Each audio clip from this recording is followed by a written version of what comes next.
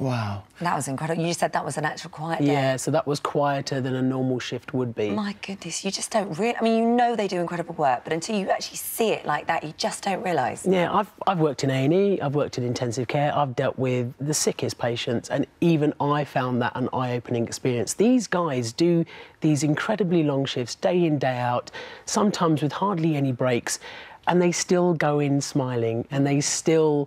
You can feel the passion when they do their job, and it was incredible to see that. There are it astonishes me, it baffles me that you look at what they do for us, but yet they get abuse. Yeah. And as was said there, mental and physical abuse. Yeah, yeah. So the ambulance service receives over 10 million calls every year. A significant proportion of those, they will go out and have a face-to-face contact.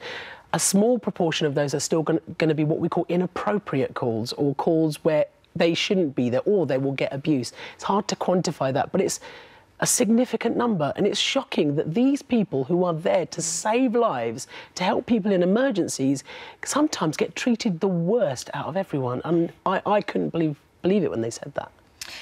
By the end of the shift, I mean, you're used to working under stress and high stress and all sorts of stuff, but you said you were exhausted. I was broken.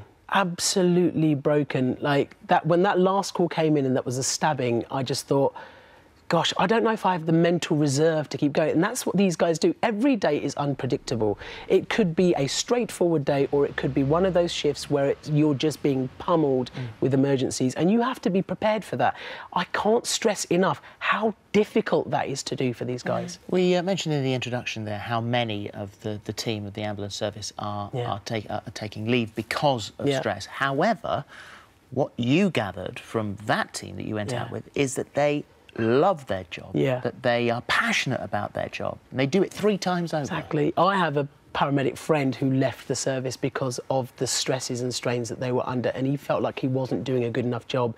I went into this shift expecting these guys to basically paint that picture for me, and what I got was the complete opposite. A passionate team of people who are there because they love their job. All the stresses and strains that they're being put under are not their fault. They are being pushed and pulled. They're having difficulties with funding, with resources. It's not their fault. They are doing their very best. That's why we have to make sure we use this service properly. This is an emergency service.